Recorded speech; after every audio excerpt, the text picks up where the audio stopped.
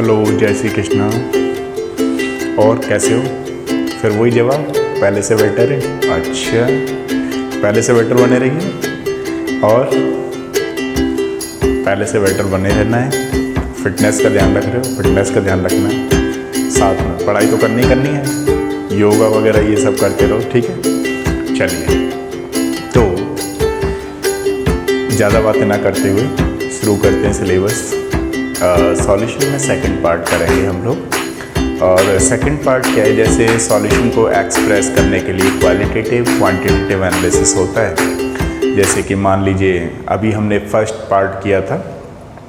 First part के अंदर क्या था कि जैसे कितना सॉलिड किसी लिक्विड में प्रेजेंट है, कितना लिक्विड किसी चीज़ में प्रेजेंट है, तो वो क्वालिटेटिव क्वांटिटेटिव एनालिसिस को हम लोग कंसंट्रेशन की टर्म में मेज़र करते हैं, ठीक है। तो देखिए, अब पहले हम देखेंगे what do mean the concentration.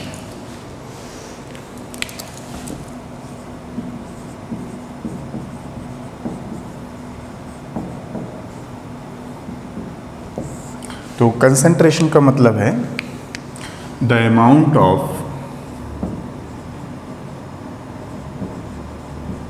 Substance present in per litre solution, ठीक है। That is called the concentration. अब बात करते हैं यहाँ पर मेथड्स ऐसी कौन कौन सी हैं जिनके थ्रू हम लोग कंसंट्रेशन को एक्सप्रेस कर सकते हैं ना। तो इनको बोलते हैं हम लोग मेथड्स टू एक्सप्रेस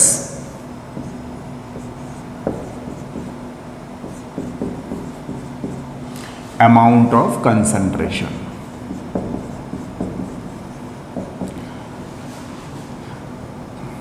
कंसंट्रेशन है ना। अब देखिए, बताइए कौन कौन सी ऐसी मेथड्स होती हैं जिनके थ्रू हम लोग कंसंट्रेशन को मेजर कर सकते हैं। तो नंबर 1 है हमारे पास मास परसेंटेज,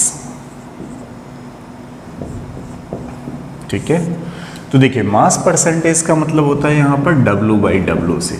W/W का मतलब क्या है कि इसको हम लोग कैसे निकालते हैं, mass percentage is equal to mass of component, mass of component divided by total mass of solution into 100, ठीक है, इस तरीके से। तो ये हमारी परसेंटेज की बात चल रही है। परसेंटेज का मतलब क्या होता है, पर 100 में कितना प्रेजेंट है। तो इसी चीज़ को हम लोग और क्या बोल सकते हैं, मास ऑफ ईच कंपोनेंट, मतलब एक कोई component divided by summation of mass of this one into 100, ठीक है। इस तरीके से भी लिखा जा सकता है। एक चीज़ का ध्यान रखिएगा, जो मास परसेंटेज है ये टेम्परेचर पर डिपेंड नहीं करता, क्योंकि मास टेम्परेचर पर डिपेंड करता ही नहीं है। तो हम लोग क्या बोलेंगे, mass is independent on temperature, ठीक है, पहली चीज। दूसरी चीज क्या है कि जैसे मास परसेंटेज कभी भी आप लोग निकाल रहे हो तो सारे कंपोनेंट को ऐड कर देने पर 100 जरूर निकलना चाहिए, ध्यान रखिएगा। जैसे फॉर एग्जांपल 10% ऑफ दे दिया हमें ग्लूकोज, तो 10% ऑफ ग्लूकोज का मतलब क्या है यहाँ पर बताओ। 10% ऑफ ग्लूकोज का मतलब ये हुआ कि 10 ग्राम, सॉरी 10% नहीं, यहाँ पर 10 ग्राम देगा, है ना, वो ज़्यादा बेटर रहेगा। 10 ग्राम ऑफ ग्लूकोज का मतलब क्या हुआ कि 10 ग्राम तो ग्लूकोज है, 10% भी बोल सकते हैं। तो फिर 90% क्या होगा, उसमें वाटर होगा। तो सारे कंपोनेंट को ऐड कर दें तो वहाँ पर 100 मास ज़रूर निकलना चाहिए। इस चीज़ को आप लोगों को ध्यान रखना है मास परसेंटेज के अंदर। एक दूसरी चीज़ कि if any one component is gaseous in nature, अगर कोई गैसियस वाला है तो वो यहाँ पर यूज़ नहीं किया जाएगा, है ना। तो हम लोग बोलते हैं this method is never apply mass percentage, never apply for gaseous component. Gaseous component के लिए इस मेथड को हम लोग यूज़ नहीं करते हैं, ठीक है, इस बात का भी ध्यान रखना है। अब देखिए, सेकंड वाला है हमारे पास volume percentage.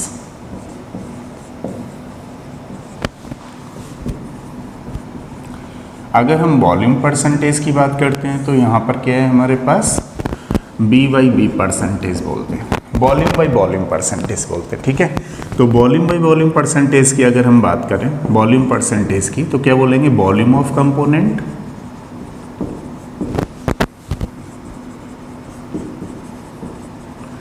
Divided by total volume of solution into 100। ठीक है, इस चीज़ का आपको ध्यान रहेगा। जैसे हम लोग इसको ऐसे ही बोल सकते हैं, volume of component divided by total volume of solution, ठीक है, into 100। This is known as the volume percentage. अब एक चीज़ का ध्यान दीजिए आप लोग, इसमें जो वॉल्यूम होता है वो टेम्परेचर डिपेंडेंट होता है, क्योंकि हम लोग जब वॉल्यूम किसी चीज़ को हीट करते हैं, लीटर वगैरह में जो मेजर की जाती हैं चीज़ें, वो टेम्परेचर डिपेंडेंट है। तो हम क्या बोलेंगे, volume percentage depends on temperature. ठीक है, अब वॉल्यूम की बात करते हैं। जैसे अगर हम बात करें यहाँ पर कि सपोज करिए यहाँ पर पहले एक चीज़ और समझ लेते हैं हम लोग, सारे कंपोनेंट को ऐड कर दें तो वो 100 हो, ऐसा बिल्कुल ज़रूरी नहीं है। पहली चीज़ तो आपको ये ध्यान रखनी है कि सारे कंपोनेंट को ऐड करने पर, है ना, 100 निकल के आए, ऐसा बिल्कुल ज़रूरी नहीं है। दूसरी चीज़ एक और है कि ये जो वॉल्यूम परसेंटेज है, ये वॉल्यूम परसेंटेज सॉलिड कंपोनेंट के लिए अप्लाई नहीं होता है। ठीक है, this method never apply for solid component.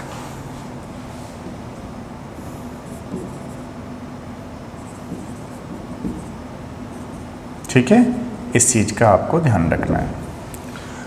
Third वाली अगर हम बात करें तो हमारे पास क्या होता है, mass by volume percentage, mass volume percentage या वॉल्यूम बाई मास परसेंटेज, है ना। तो मास वॉल्यूम परसेंटेज का मतलब ये होता है, ध्यान रखना, ये W/B के केस में देखा जाता है। और जनरली ये क्या होता है, फार्मास्यूटिकल कंपनी में यूज़ होता है। फार्मास्यूटिकल कंपनी में क्या होता है, जैसे जब भी आप कंटेंट रीड करोगे, एक तो ये कि भाई इतना ग्राम पर 100 ml में प्रेजेंट है, तो हम लोग यहाँ W जो बात कर रहे होते हैं, ग्राम ऑफ सॉल्यूट, कितने gram of solute divided by volume in 100 ml की बात की जाएगी। ठीक है, अब यहाँ इनटू 100 नहीं होगा, इस बात का ध्यान रखें।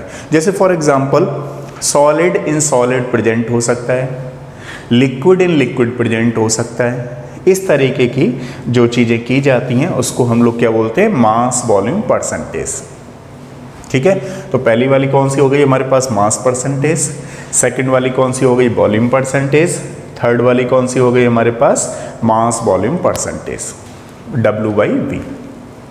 देखिए 4 का करेंगे ppm, पार्ट्स पर मिलियन।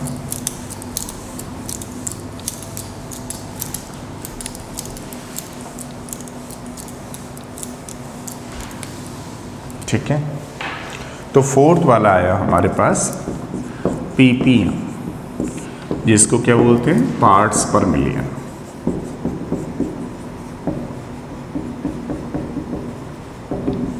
ठीक है, अब जहाँ पर जो सॉल्यूट होता है वो बिल्कुल नेग्लिजिबल होता है, बिल्कुल नेग्लिजिबल, बहुत ही कम अमाउंट होती है, वहाँ पर इस मेथड का यूज़ किया जाता है। इसका आपको ध्यान रखना है। 1 मिलियन इज इक्वल टू क्या होता है, 1 ppm इज इक्वल टू क्या होता है बताओ, 1 ppm इज इक्वल टू होता है 10⁶। ठीक है, या हम इसको बोलेंगे ऐसे, सॉरी, इसको 1 million is equal to 10⁶ ppm। ठीक है, अब जैसे फॉर एग्जांपल इसका निकालना है हमें, तो कैसे निकालेंगे, टोटल द नंबर ऑफ, ऐसे बोलेंगे, the number of parts of component, the number of parts of component divided by total parts of total number of parts of the solution, total number of parts of the solution into 10 to the power 6। ठीक है, अब देखिए कहाँ पे इस चीज़ को use किया जाता है। मान लो किसी एक्वाटिक लाइफ में ऑक्सीजन जो होती है वो कितनी होती है 0.58 ग्राम, यानी कि वो वाटर में सॉल्युबल होती है, तो बहुत ही माइन्यूट हो गई। तो अब उसकी वैल्यू को हम किस में कंसीडर करेंगे, किससे निकालेंगे, हम ppm से निकालेंगे। इसका आपको ध्यान रखना है, ठीक है। और दूसरी चीज़, इसको हम लोग ppm कहें या तो ppm या फिर हमारा क्या होता है माइक्रोग्राम पर ml के हिसाब से इसको निकालते हैं, वट एवर दिस वैल्यू, या फिर इसमें मेज़र करते हैं। ये आपको समझ में आ गया। जहाँ पर सॉल्यूट को बिल्कुल नेग्लिजिबल माना जाता है वहाँ पर हम लोग ppm मेथड्स यूज़ करेंगे। अब अगला वाला नेक्स्ट वाला है हमारे पास मोल फ्रैक्शन।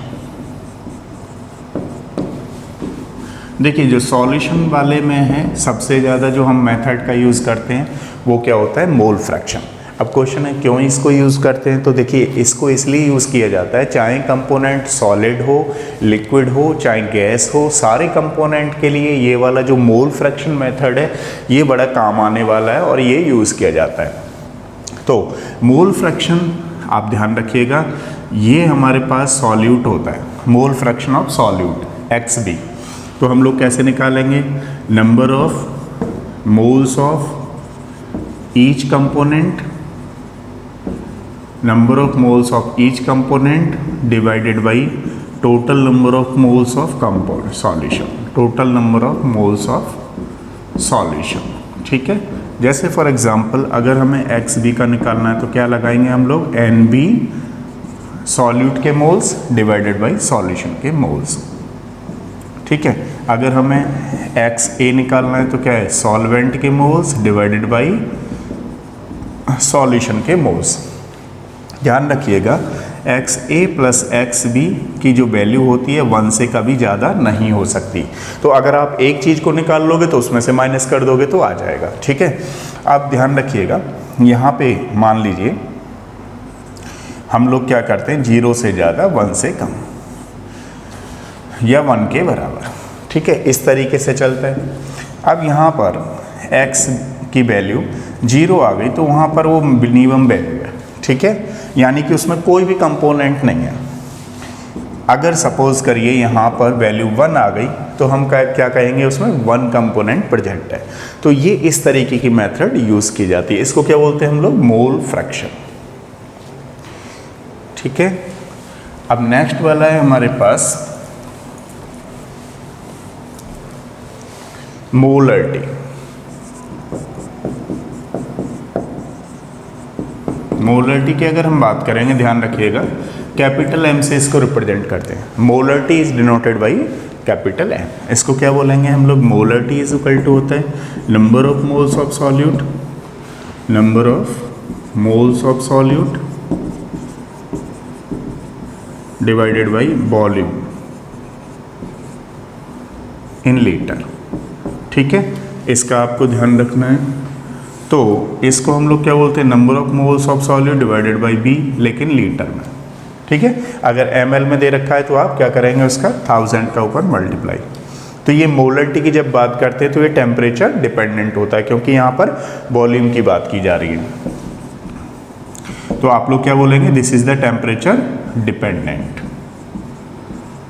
ठीक है, अब एक बात करते हैं हम लोग मोलरिटी। तो बताओ मोलरिटी का मतलब क्या होता है। सबसे पहले तो आप ये समझो, ये स्मॉल m से रिप्रेजेंट करते हैं हम लोग, और मोलरिटी इज इक्वल टू होता है हमारे पास number of moles of solute divided by present in number of moles of solute which are present in per kg of solvent. तो क्या बोलेंगे इसको, mass of solvent. Mass of solvent, लेकिन किस में, किलोग्राम में। ठीक है, इस तरीके से आपको ध्यान रखना है। अगर ग्राम में निकालना है तो क्या करेंगे आप लोग, ऊपर 1000 से मल्टीप्लाई कर देंगे। ठीक है, यहाँ तक आपको समझ में आ गया। एक दो चीज़ें और छोटी मोटी समझिए। जैसे मालूम पड़ा कि फॉर्मेलिटी किसी ने पूछ ली, तो फॉर्मेलिटी का मतलब क्या होता है? देखिए, फॉर्मेलिटी का मतलब जस्ट फॉर्मेलिटी ही होता है।